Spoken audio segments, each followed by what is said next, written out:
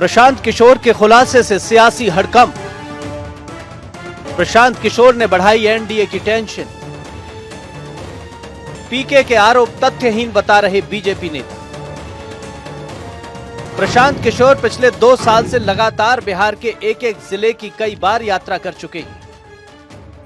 उनके निशाने पर पिछले 3 दशक का शासन है, चाहे वो लालू राबड़ी तेजस्वी हों या फिर नीतीश और बीजेपी। दूसरों के लिए चुनावी रणनीति बनाने वाले पीके ने खुद के लिए ऐसी सियासी रणनीति बनाई है कि बिहार के दोनों गठबंधन यही आकलन करने में लगे हैं कि प्रशांत किशोर और जनसुराज ज्यादा किसको डैमेज कर रहे हैं। दरअसल बीजेपी और बिहार में उसकी सहयोगी पार्टी जेडीयू की चिंता इस बात को लेकर है कि प्रशांत किशोर जो मुद्दे उठा रहे हैं वो मुख्य विपक्षी पार्टी को उठाने चाहिए। चिंता का विषय ये भी है कि पीके एनडीए के कोर वोट बैंक में भी सेंधमारी करते नजर आ रहे हैं। ऐसा होता है तो जाहिर तौर पर एनडीए की ही चुनावी संभावनाओं को नुकसान पहुंचेगा। पिछले कुछ महीनों से प्रशांत किशोर बिहार बीजेपी के प्रमुख नेताओं और मंत्रियों को भ्रष्टाचार से संबंधित अलग अलग मुद्दों पर घेर रहे हैं। बिहार बीजेपी के प्रदेश अध्यक्ष दिलीप जायसवाल के मेडिकल कॉलेज का मुद्दा उठाने के साथ ही पीके इसमें स्वास्थ्य मंत्री मंगल पांडे को भी लपेट चुके हैं। पीके बिहार सरकार में बीजेपी कोटे से डिप्टी सीएम सम्राट चौधरी की शैक्षणिक योग्यता पर भी सवाल उठा चुके हैं। बिहार बीजेपी के पूर्व अध्यक्ष संजय जायसवाल को पेट्रोल पंप के मालिकाना हक मामले में पीके घेर चुके हैं। प्रशांत किशोर ने एक एक करके डिप्टी सीएम सम्राट चौधरी, मंत्री मंगल पांडे, मंत्री अशोक चौधरी और बीजेपी सांसद संजय जायसवाल को भ्रष्टाचार के कई मामलों में शामिल होने का आरोप लगाया। प्रशांत किशोर ने सबसे पहले मंत्री मंगल पांडे की पत्नी उर्मिला पांडे के अकाउंट में साल 2019 और 2020 में 2 करोड़ 12 लाख रुपए जमा होने पर सवाल उठाए। इसके बाद पीके ने डिप्टी सीएम सम्राट चौधरी को घेरते हुए उन्हें नाम बदलने का विशेषज्ञ बताया। कहा कि इनका नाम राकेश कुमार था, जो बाद में राकेश कुमार और सम्राट चौधरी है, लेकिन इनका पहला नाम सम्राट कुमार मौर्य है। साल 1998 में कांग्रेस नेता सदानंद सिंह की बम मारकर हत्या करने का आरोप है। इनको नाबालिग बताकर 6 महीने में जेल से निकाला गया। जेडीयू नेता अशोक चौधरी पर भी बरसे पीके बोले, नीतीश कुमार के दाहिने हाथ अशोक चौधरी बिहार के भ्रष्टतम नेता हैं। 2021 में अपने पीए के नाम पर पटना के विक्रम में 23 कट्ठा बेमानी जमीन खरीदकर अपनी बेटी के नाम करवा दी।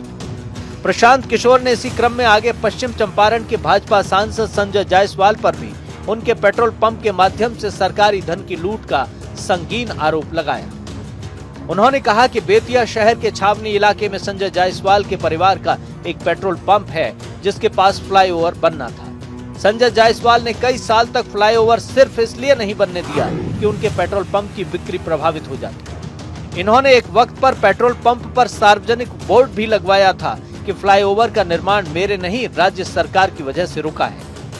उर्मिला पांडे जी जो उनकी पत्नी है, account number Punjab national bank का है। इस अकाउंट में ये कह रहे हैं कि हमारे पास पैसा नहीं है। 2.25 करोड़ रुपया, 2.25 करोड़ रुपया डेट वाइज इनके पत्नी के अकाउंट में जारी जमा किया गया है, जिसका कोई प्रमाण नहीं है कि पैसा आया कहां से। 1998 में इन पर एक मर्डर का इल्जाम लगा। सदानंद सिंह जो वहां पर कांग्रेस के बड़े नेता थे और इनके परिवार के राजनीतिक विरोधी थे, उनको बम से मारकर उनकी हत्या कर दी गई, जिसमें लोग बताते हैं 6 लोगों की मृत्यु हुई। उस केस में आज के सम्राट चौधरी और तब के सम्राट कुमार मौर्य एक्यूज्ड थे।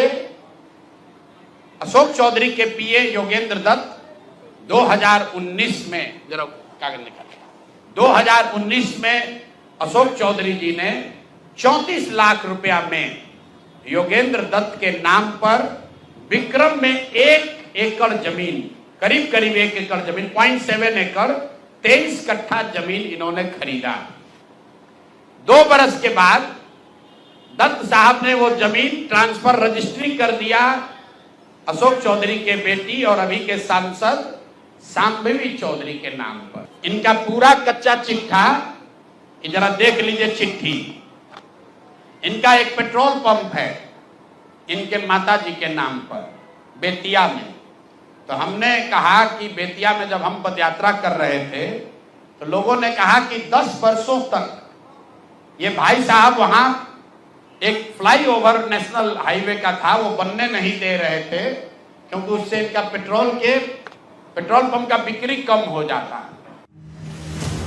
पीके लगातार आम जनता के बीच पहुंचकर भ्रष्टाचार, बेरोजगारी, शिक्षा, पलायन और भाई भतीजावाद जैसे मुद्दे उठा रहे हैं। आगामी विधानसभा चुनाव से पहले बिहार में प्रशांत किशोर की पार्टी जनसुराज ने सबका समीकरण बिगाड़ दिया है। जिस तरह से वो लोगों के बीच जा रहे हैं, उससे लोगों में उनके प्रति विश्वास तो बढ़ा ही, इसके साथ ही उनकी पार्टी के नेताओं का हौसला भी बढ़ा है।